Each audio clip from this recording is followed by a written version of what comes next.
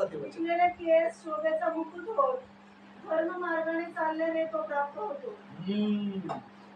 धर्म मार्गाने चालण्याला आज आपले आई आहेत, आपले वडील आहेत, आपल्याला अभिमान वाटला पाहिजे. त्यांची केस बघून एकदा धन्यवाद द्या देवाला गुडघ्यावर बसून. त्यांचे पांढरे केस बघा आणि त्या केसाकडे बघून गुडघ्यावर बसून म्हणा की देवा माझ्या वडिलाला एवढं म्हातारपणापर्यंत तू आणले, त्याबद्दल तुला कोटी कोटी धन्यवाद.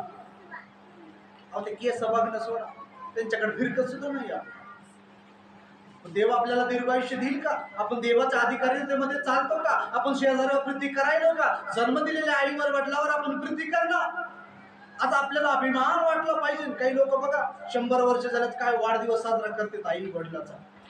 एकानं तर हेलिकॉप्टर मध्येच नेलं आई वडिला, म्हणले आईची इच्छा होती, वडिलाची इच्छा होती आणि हेलिकॉप्टर मध्ये त्यांना फिरवलं. म्हणले ह्या वाढदिवस मी हेलिकॉप्टर मध्ये साजरा करणार. इच्छा असतात. अहो नवल नाही, ते मुकुट आहे, देवाने दिलेला गिफ्ट आहे. आज आपल्याला माणूस बघाय भेटत नाही.